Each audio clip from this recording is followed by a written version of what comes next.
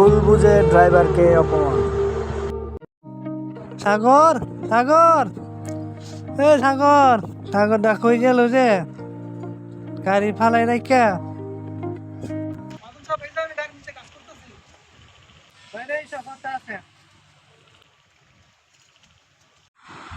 জি মাহাজন সিলেট একটা টিপ আছে, টিপে নিয়ে যাইও।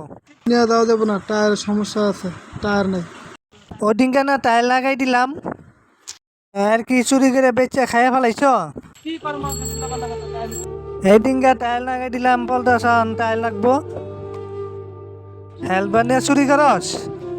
কি কোন মাহাজন সব টায়ার লাগাইছেন ডাইরেক্টটা, এখন বামের টাকা আছে গা। ডাক দিয়ে হেলপারে রে। আমি নিজে গান ডাক দা হেল্পার রে, টায়ার বেচা খাইছি কিনা ডাক দা। তোরা তো উস্তাদ সাকিত মিল্লা চাক্কা বেচে খাইয়া ফেলাইছস। আপনি কথাটা বললেন না, আপনার গাড়ি চালাইতাম না। সত্যি কথা বল, তোরা উস্তাদ সাকিত মিল্লা চাক্কা বেচে খাইয়া ফেলাইছস।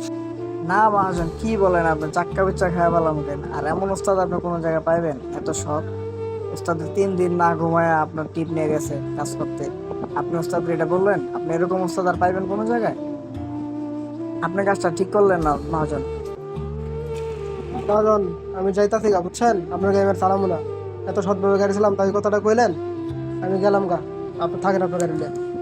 কিছু কিছু মহাজন আছে সৎভাবে কাজ করার পরও ড্রাইভারকে অবিশ্বাস করে। এই অবিশ্বাস করার কারণে আজকে চাকরি ছেড়ে দিতে হলো।